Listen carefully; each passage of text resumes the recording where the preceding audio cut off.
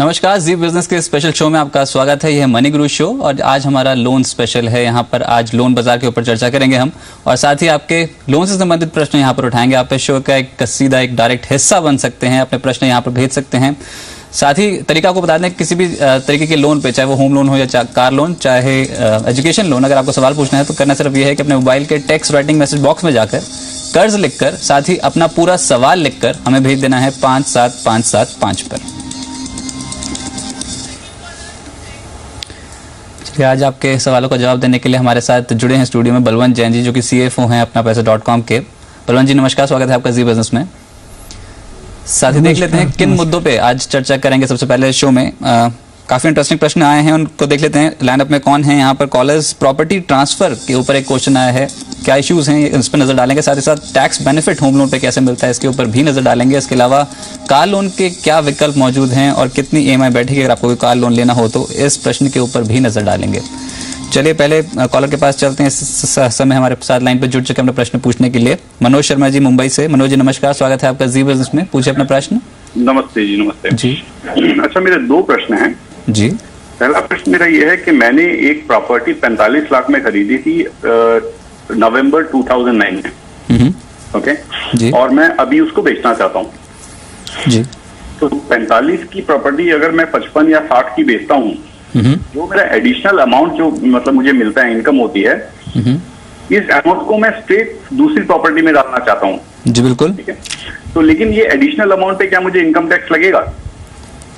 जी, ये तो हुआ पहला प्रश्न। दूसरा प्रश्न ये है कि इतना सारा सुनने में आता है कि supreme court has taken a strong view on the just prepayment charges charge by these banks. जी। यू नो, तो उसमें कुछ रियायत मिल सकती है? क्योंकि ये लोग तो बोलते हैं नहीं 2% आपसे हम प्रीपेमेंट चार्जेस लेंगे अगर आप लोन क्लोज करते हैं तो।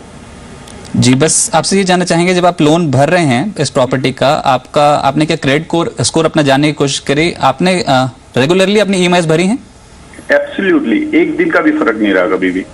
जी, आपको आपके प्रश्न पे राय दिला देते हैं। बलवंत जी, इनका प्रश्न आपने सुना, इनके दो प्रश्न निकल के आते हैं। एक तो उन्होंने प्रॉपर्टी खरीदी 2009 में लगभग 45 लाख की और अब उसको 60 लाख के आसपास बेचना चाहते हैं, यानी जो 15 लाख का जो गेन होगा उसको कहीं निवेश करके क्या ये टैक्स बेनिफिट ले सकते हैं, यहाँ पर टैक्स में छूट ले सकते हैं? और साथ ही साथ क्या इनको अब जो ये लोन चुकाएंगे इस पे क्या प्री पेमेंट जो पेनल्टी है, क्या वो कोई ऐसा सिस्टम है या फिर कोई ऐसा क्लॉज है बैंक का कि अगर इस प्री पेमेंट पेनल्टी से इनको बचना हो तो क्या ये स्टेप्स उठा सकते हैं?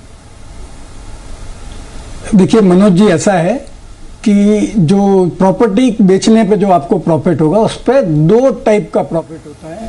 अगर आपने जो प्रॉपर्टी का 36 महीने से ज़्यादा रखी है तो उसको लॉन्ग टर्म ट्रीट किया जाता है, और अगर 36 महीने से कम में रख के आप बेचते हैं तो उसको शॉर्ट टर्म ट्रीट करते हैं। जो अगर ये मेरे को लगता है 2009 में खरीदी है तो 36 महीने पूरे हुए नहीं है, तो इस पर जो ये जो 10-15 लाख का इनका जो प्रॉफिट होने वाला है वो जो रेगुलर इनकम होती है उसके साथ में ऐड होगा, और जो मार्जिनल रेट होती है उसके ऊपर उनको टैक्स देना पड़ेगा। पर अगर ये प्रॉपर्टी 36 महीना रखते हैं और रखने के बाद अगर बेचते हैं तो जो इनकी कॉस्ट है उसको इंडेक्सेशन का बेनिफिट मिलता है, और इंडेक्स करने के बाद में जो प्रॉफिट आता है उसके ऊपर उनको या तो वो 20% फ्लैट टैक्स भर देवे, या उनको अगर टैक्स बचाना है तो वो दूसरी प्रॉपर्टी खरीद सकते हैं, दूसरी प्रॉपर्टी में इन्वेस्ट कर सकते हैं। और अगर उनको दूसरी प्रॉपर्टी में इन्वेस्ट नहीं करना है तो वो 54EC सेक्शन में दो बॉन्ड्स है, एक नाबार्ड के और एक REC के, नेशनल हाईवे का और एक REC का। वो बॉन्ड जो कैपिटल गेन है वो अगर बॉन्ड में इन्वेस्ट कर देंगे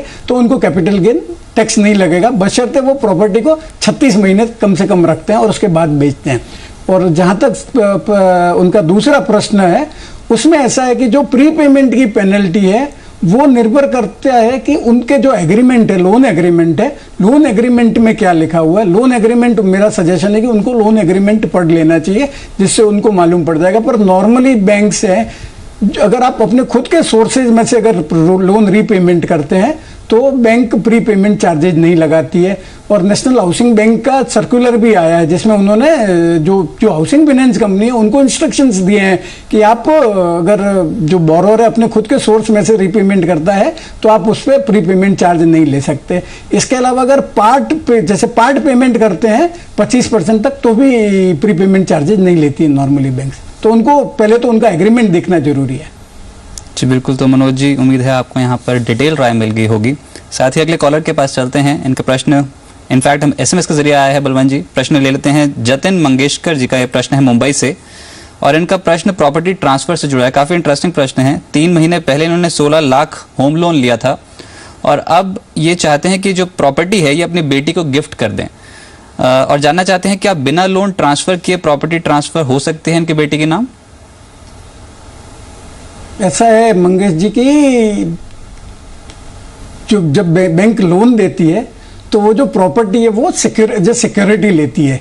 अगर आप सिक्योरिटी ट्रांसफर कर देंगे तो बैंक के पास कोई चारा नहीं बचता है। तो या तो उनको अगर जैसे प्रॉपर्टी ट्रांसफर करनी है अपने डॉटर के नाम से, तो या तो लोन है जो पूरा चुका देवे, या इनकी अगर इच्छा है कि वो प्रॉपर्टी अल्टीमेटली इनके डॉटर के पास में जाए, तो ये अपनी वसीयत में वो प्रॉपर्टी अपने डॉटर के नाम कर सकते हैं। जो कभी भी अगर इनको कुछ हो जाए तो वो जो प्रॉपर्टी है वो उनकी डॉटर को मिल जाएगी।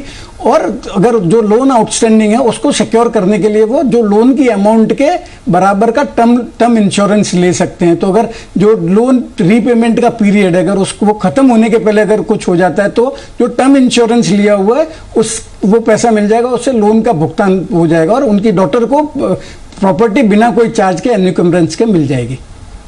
जी बलवंत जी, एक और प्रश्न हमारे पास आया है, ये भी ले लेते हैं। यहाँ पर SMS के जरिए ही है, और अरुण काले जी का नागपुर से प्रश्न है। इनका प्रश्न कार लोन के ऊपर है, और जिस तरीके से लगातार हम देख रहे हैं कि इंटरेस्ट रेट्स बढ़ते चले जा रहे हैं, RBI ने जो स्टेप्स उठाए, मॉनेटरी टाइटनिंग करी है, उससे जुड़ा प्रश्न भी है। यहाँ पर पब्लिक सेक्टर में ये काम करते हैं सरकारी कंपनी में, और इनकी जो मासिक आय है वो 22,000 है।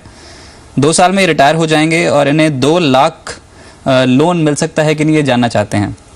कार खरीदने के लिए लोन लेना चाहते हैं और रिटायरमेंट की एज पास आ गई है, तो क्या इन्हें बैंक लोन दे देगा आसानी से? हाँ, लोन मिलने में इनको कोई प्रॉब्लम नहीं होनी चाहिए, पर जो लोन का जो टेन्योर है वो it can not exceed beyond his retirement age. तो जैसे 2 साल की इनकी जो रिटायरमेंट की डेट बाकी है, तो और लोन चूंकि उनको छोटा 2 लाख का ही चाहिए, तो आराम से मिल जाएगा। और उसका 2 साल के जो लोन के लिए उनकी जो मंथली EMI है वो 9,500 के आसपास आएगी। जी बिल्कुल। तो यहाँ पर आपको आसानी से लोन मिल सकता है, और जो आपकी EMI बैठेगी वो 9,500 के आसपास बैठेगी अगर 2 साल के लिए लोन लेते हैं। तो आपकी आय के हिसाब से आपको आसानी से लोन मिल सकता है। 9,500 रुपये तक की EMI आपको भरनी होगी। चलिए बलवंत जी, अगला प्रश्न लेते हैं, और इसमें कॉलर लाइन पे जुड़े हुए हैं विवेक सिंह जी दिल्ली से जुड़े हुए हैं। विवेक जी नमस्कार, स्वागत है आपका जी बिजनेस में। पूछे अपना प्रश्न। नमस्कार सर जी। एक्चुअली मुझे एक डेयरी फार्म के लिए कुछ जानकारी लेनी थी। वो मेरा यूपी में कुछ लैंड है फादर के नाम पे जी, और वहाँ पे एक डेयरी फार्म हम सेटअप करना चाह रहे थे, तो उसके लिए कुछ लोन रिक्वायर्ड था, तो वो प्रोसेस जानना चाह रहा था मैं जी। और मिलेगा? हाँ, आपने पढ़ाई कर रखी है, आपने MBA भी किया हुआ है? हाँ जी जी बिल्कुल। और आप कमाते हैं 3 लाख रुपए सालाना? हाँ जी। जी, जो लैंड है बस इतना पूछना चाहेंगे कि क्या एक कृषि लैंड है, क्या ये फार्म है कोई? नहीं, ये एग्रीकल्चर लैंड है जी, फार्म नहीं है। तो उसको वहाँ पे अपना मतलब खेती होती है, वो अपना खेती करते हैं।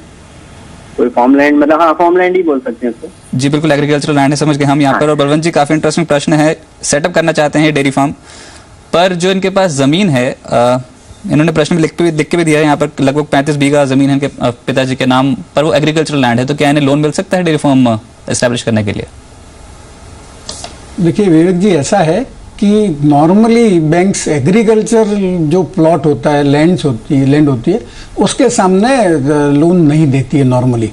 तो इनके पास में ऑप्शन है कि ये पर्सनल लोन के लिए अप्लाई कर सकते हैं, पर चूंकि इनकी इनकम तो 3 लाख रुपए है, तो ये इनके फादर को भी जॉइंट या को बोरोर बना सकते हैं। तो शायद उनको जितना लोन चाहिए डेयरी फार्म लगाने के लिए मिल सकता है, पर पर्सनल लोन में रेट ऑफ इंटरेस्ट ज़्यादा होता है। इसके अलावा ये PSU बैंक्स वगैरह है, वो प्रॉपर डेयरी फार्म लगाने के लिए लोन देती है। स्टेट बैंक की डेयरी प्लस करके एक स्कीम है जिसमें मैक्सिमम 5 लाख तक का लोन वो देते हैं, वर्किंग कैपिटल और टर्म लोन मिला के। तो कोई स्टेट बैंक की ब्रांच में जाके इंक्वायरी करे तो मालूम पड़ जाएगा। पर वो जो लोन देते हैं, वो जो ये मिल्क प्रोक्योरमेंट सोसाइटी है, उनका मेंबर होना जरूरी है। जी बिल्कुल। अगर किसी के एग्रीकल्चरल लैंड ना हो, कोई प्लॉट हो, तो क्या उसके ऊपर लोन मिलता है, और कितना लोन मिल सकता है उस प्लॉट पे? अगर एग्रीकल्चर लैंड नहीं और एनी प्लॉट जो बोलते हैं वो होगा तो बैंक लोन दे देती है। वैसा आप जैसे एग्रीकल्चर लैंड जैसा प्रॉब्लम नहीं होता है, और नॉर्मली जो वैल्यू होती है इसकी लैंड की उसका 50% के आसपास लोन दे देती है। पर वो लोन देने के पहले भी आपका जो बिजनेस प्लान है वो बैंक जरूर इवेल्युएट करेगी कि वो फिजिबल है कि नहीं है।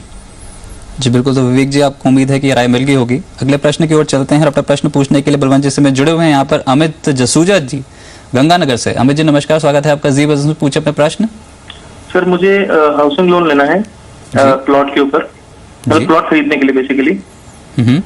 और मेरी जो एनुअल इनकम है वो है 14 लाख। 200 गज का प्लॉट है जिसकी अप्रोक्सीमेटली वैल्यू है 10 लाख रुपए की। जी, कहाँ पर आप ये प्लॉट खरीद रहे हैं? गंगानगर में जी। और साथ ही आप प्राइवेट सेक्टर में काम करते हैं? बिल्कुल जी। जी बलवंत जी, इनको प्लॉट खरीदने के लिए लोन चाहिए। 200 गज का प्लॉट चाहिए इन्हें, खरीदना चाहते हैं और 12 से 14 लाख रुपए इनकी इनकम है। तो क्या इन्हें यहाँ पर प्लॉट खरीदने के लिए लोन मिल सकता है? कुछ ऐसे बैंक्स में ऐसे नियम भी होते हैं कि ऑथराइज बिल्डर्स के अगर प्लॉट खरीदे तो वहां पर बैंक प्रेफरेंस देता है। क्या मानते हैं, क्या इनको इनके प्लॉट के लिए लोन मिल सकता है?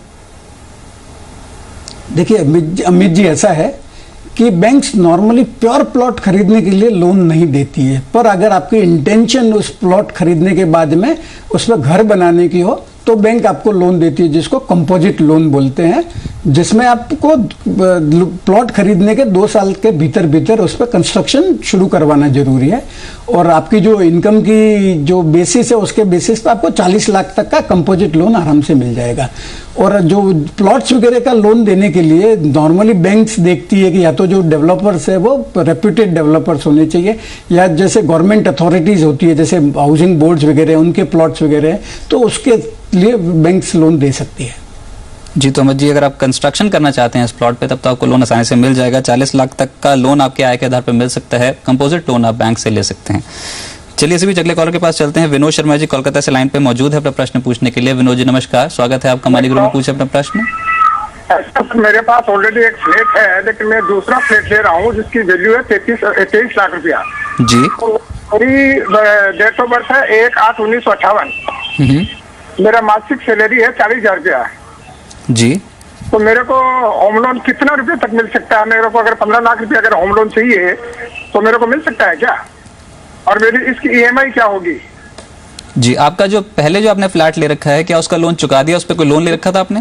मेरे पास कोई लोन नहीं है, मेरा कोई लोन नहीं है। मेरा एग्जिस्टिंग फ्लैट है, उसका कोई लोन नहीं है। जी बिल्कुल, आपको नजर दिला देते हैं। आपने जो डेट ऑफ बर्थ बताया उसके हिसाब से आपकी एज 53 के आसपास बैठती है। हाँ जी। जी बिल्कुल, आपको नजर दिला देते हैं। बलवंत जी, यहाँ पर इनका प्रश्न सुना आपने। 53 साल की उम्र है, 40,000 रुपए मासिक कमाते हैं ये, और अब 23 लाख का घर खरीदना चाहते हैं, फ्लैट खरीदना चाहते हैं, उसके लिए लोन चाहते हैं, मिल जाए 13 से 15 लाख का। तो क्या इतनी ज्यादा उम्र में बैंक क्या कंफर्टेबल होगा इनको लोन देने के लिए? देखिए ऐसा नॉर्मली 40 साल की कम उम्र होती है उन लोगों को बैंक उनकी जो एनुअल इनकम का है उसका 4-4.5 गुना लोन दे देती है। पर चूंकि इनकी तो 58 की डेट ऑफ बर्थ है, उसके हिसाब से इनके वर्किंग जो 60 साल की अगर रिटायरमेंट की एज अगर गिनी जाए तो 7 साल बचते हैं। तो मेरे हिसाब से उनको 8 से 10 लाख के बीच का लोन मिल सकता है, उससे ज़्यादा लोन नहीं मिल सकता।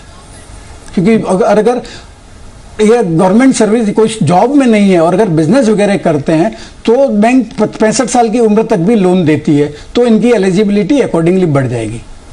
जी बिल्कुल विनोद जी, उम्मीद है आपको राय मिल गई होगी। चलिए बलवंत जी, अगले प्रश्न की ओर चलते हैं। अपना प्रश्न पूछने के लिए GS गिल जी इस समय लाइन पे दिल्ली से मौजूद हैं। गिल साहब नमस्कार, स्वागत है आपका जी बिजनेस में। पूछे अपना प्रश्न। जी लगता है यहाँ पर संपर्क स्थापित नहीं हो पाया, पर प्रश्न ले लेते हैं इनका। बलवंत जी जो इन्होंने भेजा है हमारे पास, और जो प्रश्न आया है लोन प्रीपेमेंट पर ही आया है। इन्होंने अपनी प्रॉपर्टी पर 30 लाख का लोन लिया और अब ये जो इन्होंने प्रिंसिपल रीपे कर दिया है वो लगभग 3 लाख का कर दिया है, और अब ये चाहते हैं कि 10 लाख एक साथ ही चुका दें क्योंकि इनके पास कुछ एक्स्ट्रा अमाउंट आ गया है। तो क्या प्रीपेमेंट पेनल्टी देनी होगी, ये जानना चाहते हैं। जैसे कि हमको पता है यहाँ पर बैंकों के अलग अलग प्रीपेमेंट नियम होते हैं, तो क्या इनके केस में अगर ये 10 लाख रुपए इकट्ठे जमा करा देते हैं तो क्या ये प्रीपेमेंट चार्जेस से किसी तरीके से बच सकते हैं? ये लोन रीपेमेंट की जो प्री पेमेंट की जो पेनल्टी है वो हर एक बैंक का या जो भी NBFC है या जो फाइनेंशियल इंस्टीट्यूशन है उनका अलग अलग टर्म्स कंडीशंस रहती है। तो इन्होंने जो रेलीगर के साथ में जो एग्रीमेंट किया होगा, जो एग्जीक्यूट किया होगा, अगर वो देखना चाहिए। अगर उसको एग्रीमेंट की कॉपी इनके पास नहीं है तो वो रेलीगर को रिक्वेस्ट कर सकते हैं। तो रिक्वेस्ट करके वो डॉक्यूमेंट मंगा देवे, वो डॉक्यूमेंट को आराम से पढ़ लेवे और उसमें देख सकते हैं कि उसमें प्री पेमेंट का क्या क्लॉज है। पर नॉर्मली 25% जो आपका outstanding amount at the beginning of the year होता है, उसका 25% तक आप पेमेंट करते हैं तो बहुत सारे फाइनेंशियल इंस्टीट्यूशंस आप पे प्री पेमेंट चार्जेस नहीं लगाते हैं। तो बेसिकली इनको उतना जो एग्रीमेंट है वो देखना पड़ेगा और उस एग्रीमेंट के बेसिस पे मालूम पड़ सकता है कि प्री पेमेंट चार्जेस लगेगा या नहीं लगेगा। जी, साथ ही साथ एक और प्रश्न की ओर चलते हैं। यहाँ पर इस समय ये भी प्रश्न हमारे पास एसएमएस के जरिए आया है बलवंत जी, और ये प्रश्न है, ये समीर सिंह जी का कानपुर से है और इनका प्रश्न एजुकेशन लोन के ऊपर है। राज जानना चाहते हैं आपसे कि मुझे एमबीए करने के लिए 3 लाख की जरूरत है और इनको स्कॉलरशिप भी मिली अपने कॉलेज की तरफ से, 1 लाख की स्कॉलरशिप मिल चुकी है इन्हें, और अभी जानना चाहते हैं जो अब इनको 3 लाख की फीस चुकानी है उसमें से 2 लाख चुकाने के लिए क्या इनको एजुकेशन लोन मिल सकता है? अगर मिल सकता है तो इनको उसकी पेमेंट किस हिसाब से करनी होगी? क्या कुछ क्या सिस्टम क्या कहता है बैंकिंग सिस्टम कि आप इसकी लोन की किस्त कब चुकाना शुरू कर सकते हैं? देखिए समीर जी, ऐसा है कि 4 लाख तक का जो एजुकेशन लोन लेने के लिए आपको कोई भी सिक्योरिटी नहीं देनी पड़ती, कोई भी मार्जिन भी नहीं देना पड़ता है। सिर्फ आपके जो पेरेंट्स हैं उनको को बोरोवर बनाना पड़ता है। तो इनको तो सिर्फ 2 लाख का ही लोन चाहिए, तो वो 2 लाख का लोन मिलने में उनको तकलीफ नहीं होनी चाहिए। पर बैंक लोन देगी उसके पहले इनको अपने कुछ जो डॉक्यूमेंट है, अपनी खुद की जो आइडेंटिफिकेशन है प्लस प्रूफ ऑफ रेसिडेंस है, जो बेसिक केवाईसी नॉर्म्स है वो उनको बैंक को देनी पड़ेगी। इसके अलावा जो कोर्स ये ज्वाइन कर रहे हैं उस इंस्टीट्यूशंस में या उस कोर्स के लिए इनका एडमिशन हो गया है तो उसका कंक्लूसिव प्रूफ इनको बैंक को दिखाना पड़ेगा, तो बैंक उनको दे देगी।